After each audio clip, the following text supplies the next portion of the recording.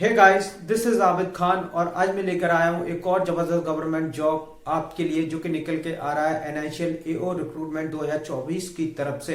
NICL national insurance company limited ministry of finance government of India के under में आता है।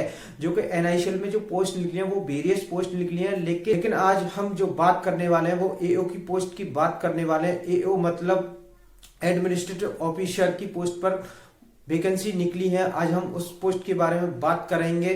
तो चलिए गाइस, वीडियो को शुरू करते हैं और बात करते हैं एनआईसीएल एओ के बारे में। तो गाइस, जो एनआईसीएल में जो टोटल वैकेंसी निकली है वो 274 वैकेंसी निकली है, लेकिन एओ की जो पोस्ट पर वैकेंसी निकली है 132 वैकेंसी निकली है। अगर आप इस वैकेंसी के लिए थोड़े भी इंटरेस्टेड हैं तो वीडियो को पूरी देखना, लास्ट तक देखना, क्योंकि ये वीडियो आपके लिए बहुत ही हेल्पफुल होने वाली है। तो चलिए गाइस, हम वीडियो को शुरू करते हैं और बात करते हैं इसके सिलेक्शन प्रोसेस पे कि सिलेक्शन प्रोसेस क्या होगा अगर आपको इसमें सिलेक्शन लेना है। तो सबसे पहले हम बात करेंगे एज लिमिट के बारे में, क्वालिफिकेशन के बारे में, जॉब प्रोफाइल के बारे में, जॉब लोकेशन के बारे में, एग्जाम पैटर्न क्या रहने वाला है और सबसे अहम आफ्टर सिलेक्शन के बाद आपको सैलरी कितनी मिलने वाली है। तो चलिए गाइस, वीडियो को शुरू करते हैं और बात करते हैं। सबसे पहले एक बार फिर से वैकेंसी के बारे में डिटेल में बात बता देता हूं मैं आपको। तो इसमें जो टोटल जो वैकेंसी निकली है एनआईसीएल की तरफ से 274 वैकेंसी निकली हुई है, लेकिन एओ की पोस्ट के लिए 132 वैकेंसी निकली है। तो चलिए गाइस, अब बात करते हैं ऑनलाइन रजिस्ट्रेशन की कि ऑनलाइन रजिस्ट्रेशन डेट क्या रखी गई है। तो जो ऑनलाइन रजिस्ट्रेशन डेट जो रखी गई है वो 2 जनवरी 2024 रखी गई है। एंड की लास्ट डेट जो फॉर्म भरने की डेट रखी गई है वो 22 जनवरी 2024 रखी गई है। अब बात करते हैं इसके एप्लीकेशन फी के बारे में कि एप्लीकेशन फी कितनी लगेगी। तो जनरल ओबीसी ईडब्ल्यूएस वालों के लिए 1000 है एंड एसटी एंड एससी वालों के लिए 250 रुपी रखी गई है। तो चलिए गाइस, अब बात करते हैं इसके सबसे अहम कि आपको सिलेक्शन लेने के लिए किस किस स्टेज से गुजरना होगा। तो इसके मेजर तीन स्टेप हैं। पहले स्टेप में आपका प्रीलिम्स होगा, दूसरे में मेंस होगा एंड तीसरे में पर्सनैलिटी टेस्ट होगा। तो गाइस चलिए बात करते हैं इसके प्रीलिम्स एग्जाम के बारे में कि प्रीलिम्स एग्जाम में कौन कौन से सब्जेक्ट पूछे जाएंगे। तो गाइस, प्रीलिम्स एग्जाम में 3 सब्जेक्ट्स पूछे जाएंगे जो कि 3 सेक्शन में डिवाइड किए गए हैं। जो पहले सेक्शन में जो आएगा वो इंग्लिश आएगी, 30 क्वेश्चन होंगे, 30 मार्क्स के होंगे और उसके लिए आपको 20 मिनट दिए जाएंगे। एंड दूसरे सेक्शन में जो पूछा जाएगा वो रीजनिंग पूछी जाएगी, 35 क्वेश्चन होंगे, 35 मार्क्स के होंगे एंड 20 मिनट उसके लिए भी आपको दिए जाएंगे। एंड सेक्शन सी में जो पूछा जाएगा वो क्वांटिटेटिव एप्टीट्यूड पूछा जाएगा, जिसमें कि 35 क्वेश्चन होंगे, 35 मार्क्स के होंगे एंड 20 मिनट आपको उसके लिए भी दिए जाएंगे। गाइस, ओवरऑल बता दूं तो आपको ये 100 नंबर का पेपर होगा, जिसमें आपको 1 घंटा दिया जाएगा पेपर को सॉल्व करने के लिए। और जो नेगेटिव मार्किंग जो इसमें रखी गई है वो 1/4 की नेगेटिव मार्किंग रखी गई है। और ओवरऑल जो मैं आपको जो बता दूं, ये प्रीलिम्स एग्जाम जो है वो ओनली क्वालिफाइंग नेचर है, क्योंकि इसके मार्क्स जो है आपके फाइनल सिलेक्शन में नहीं जुड़ने वाले हैं। बस आपको यह प्रीलिम्स एग्जाम क्वालिफाई करना है, जिससे कि आप एक मेंस एग्जाम दे सकें, आगे बढ़ सकें। इसलिए सिर्फ आपको यह पास करना है, क्योंकि आपको मेंस देना है। तो चलिए गाइस, बात करते हैं स्टेज 2 के बारे में, मतलब मेंस एग्जामिनेशन के बारे में कि मेंस एग्जाम में कौन कौन से सब्जेक्ट पूछे जाएंगे और कितने सेक्शनों में डिवाइड किया गया है। तो गाइस, इसमें 5 सब्जेक्ट पूछे जाएंगे जो कि 5 सेक्शनों में डिवाइड किए गए हैं। तो पहले सेक्शन में जो पूछा जाएगा वो रीजनिंग पूछी जाएगी, 50 क्वेश्चन होंगे, 50 मार्क्स के होंगे, 40 मिनट दिए जाएंगे। जो सेकंड सेक्शन में जो पूछा जाएगा वो इंग्लिश पूछी जाएगी, जिसमें कि 50 क्वेश्चन होंगे, 50 मार्क्स के होंगे, जिसके लिए आपको 40 मिनट दिए जाएंगे। एंड जो तीसरे पे जो पूछा जाएगा वो जीए पूछा जाएगा, जिसमें कि 50 क्वेश्चन होंगे, 50 मार्क्स के होंगे, उसके लिए आपको 30 मिनट दिए जाएंगे। 30 मिनट बहुत इनफ होते हैं। जीए में अगर आपको आता है तो टिक करो, नहीं आता तो आगे बढ़ो। उसी तरह कंप्यूटर में भी आपके 50 क्वेश्चन होंगे, 50 मार्क्स के होंगे और आपको 30 मिनट दिए जाएंगे। एंड जो लास्ट जो सेक्शन होगा वो क्वांटिटेटिव एप्टीट्यूड का होगा, जिसमें कि आपको 50 क्वेश्चन दिए जाएंगे, 50 मार्क्स के होंगे एंड 40 मिनट आपको उसके लिए दिए जाएंगे। ओवरऑल 250 क्वेश्चन होंगे और 250 क्वेश्चन को सॉल्व करने के लिए आपको 3 घंटे दिए जाएंगे। और यह बहुत ही मोस्ट इंपोर्टेंट पार्ट होगा आपका सिलेक्शन का, क्योंकि यही आपको तय करेगा, आपका मेंस एग्जाम तय करेगा कि आपका सिलेक्शन होगा या नहीं। तो आप इसको बिल्कुल हल्के में न लीजिएगा, क्योंकि मेंस एग्जाम ही आपको तय करेगा कि आपका सिलेक्शन होगा या नहीं। इसमें जो नेगेटिव मार्किंग रखी गई है वो 1/4 की रखी गई है।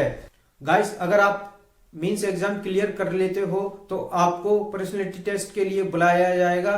कुछ तो सोच रहे होंगे पर्सनैलिटी टेस्ट होता क्या है, तो चलिए गाइस मैं आपको डिटेल में बताता हूँ कि पर्सनैलिटी टेस्ट होता क्या है। बेसिकली इसमें आपके जो मेन होगा ना वो आपके डॉक्यूमेंट वेरिफिकेशन होगा, इसी में आपका डॉक्यूमेंट वेरिफिकेशन हो जाएगा और इसमें ही जो पर्सनैलिटी टेस्ट होगा। पर्सनैलिटी टेस्ट बेसिकली होता ये है कि आपकी मेंटली एबिलिटी चेक करेंगे कि आपकी सोचने की क्षमता कितनी है, कि आप कितना सोच सकते हैं, कि आप में कितनी बूस्टअप है सोचने का। तो यही पर्सनैलिटी टेस्ट होगा। जो मेन जो होगा इसमें आपके डॉक्यूमेंट वेरिफिकेशन, डॉक्यूमेंट चेक किए जाएंगे कि आपके कौन कौन से डॉक्यूमेंट हैं, कौन कौन से नहीं हैं। तो मैं आपको बता दूंगा आपको कौन कौन से डॉक्यूमेंट ले जाने होंगे।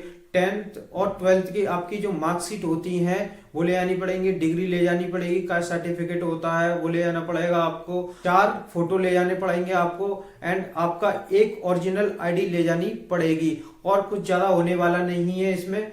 तो इसी पे जो ओवरऑल जो कट ऑफ बनेगी mains plus interview, mains plus interview overall जो कट ऑफ बनेगी 250 नंबर का आपका मेंस एग्जाम हो गया। एंड नोटिफिकेशन में दिया नहीं है कि इंटरव्यू के आपके नंबर जुड़े मिलेंगे या नहीं मिलेंगे। अगर मिलते हैं तो प्लस इसके और मेंस एग्जाम उसके आपके ओवरऑल एक कट ऑफ बनाई जाएगी।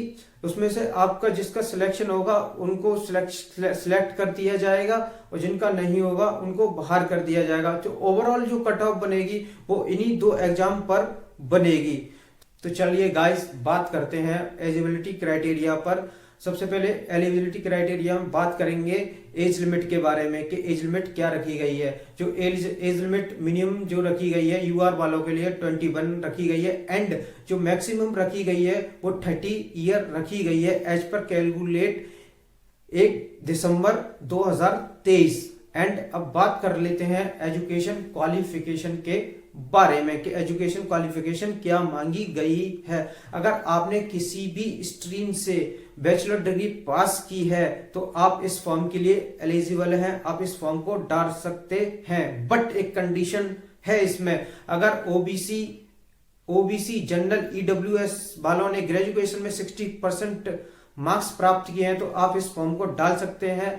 वहीं एससी एंड एसटी वालों ने 55 मार्क्स ग्रेजुएशन में प्राप्त किए हैं तो आप इस फॉर्म को डाल सकते हैं बिना किसी प्रॉब्लम के। तो चलिए गाइस बात करते हैं सबसे अहम, अगर आप इस पोस्ट पर सिलेक्शन ले लेते हैं तो आपको इन हैंड सैलरी क्या मिलेगी। तो चलिए गाइस मैं आपको बताता हूं कि in hand salary after selection के बाद कितनी मिलने वाली है। तो आपको जो सैलरी मिलेगी वो 85,000 मिलेगी। कितनी? 85,000, जो कि अपने आप में एक बहुत बड़ा अमाउंट होता है। जी हाँ, आप इस पोस्ट पर आप सिलेक्शन ले लेते हैं तो आपको 85,000 सैलरी मिलेगी। तो चलिए गाइस अब बात कर लेते हैं इसके जॉब प्रोफाइल के बारे में। तो मैं आपको बता दूं जॉब प्रोफाइल तो आप वैसे तो समझ ही गए होंगे, लेकिन मैं आपको फिर भी बता देता हूं। एओ की पोस्ट है तो एओ से समझ में आ रहा होगा कि एक स्किल 1 की पोस्ट है। तो आपको कुछ नहीं करना, ऑफिस वर्क करना है, कंप्यूटर पे काम करना होगा, कहीं भी फील्ड का काम नहीं है, कोई कुछ नहीं करना। आपको बस ऑफिस में एक कंप्यूटर दिया जाएगा, एसी वाला केबिन दिया जाएगा, बस आपको एसी में बैठ के केबिन में बैठकर आपको कंप्यूटर पर काम करना होगा ज्यादा। तो चलिए गाइस बात करते हैं अब इसके जॉब लोकेशन के बारे में कि आपको जॉब आफ्टर सिलेक्शन के बाद की जॉब लोकेशन कहां मिलेगी। तो गाइस तो वैसे देखा जाए तो NICL के वेरियस स्टेज में वेरियस इसके ऑफिसेज हैं, ऑल इंडिया में इसके ऑफिसेज हैं। तो आपको कहीं भी आपको आफ्टर सिलेक्शन के बाद कहीं पर पोस्टिंग दी जा सकती है। तो आपको तो वैसे भी यार जॉब करनी है, कहीं भी कर लो यार। वैसे चांस इसके बहुत कम है कि आप जिस स्टेट से बिलोंग करते हैं आपको उसी स्टेट में जॉब मिल जाए, ऐसा तो मुश्किल है, मुझे लगता है मुश्किल ही मिलेगी। लेकिन ऑल इंडिया में इसके वेरियस ऑफिस है, तो कहीं भी आपको पोस्टिंग मिल सकती है। तो चलिए गाइस, अब इस वीडियो को यहीं पे समाप्त करते हैं। अगर आपको वीडियो अच्छी लगी है तो वीडियो को शेयर करना, कमेंट करके जरूर बताना कि वीडियो कैसी लगी। अगर जो भी बच्चा इस फॉर्म के लिए, इस वैकेंसी के लिए इंटरेस्ट है, जरा सा भी सीरियस है, तो इस फॉर्म को जरूर भरे, जरूर इसकी मेहनत करे और इस एग्जाम को क्रैक करे। तो चलिए गाइस, मिलते हैं नेक्स्ट वीडियो में। जब तक के लिए जय हिंद।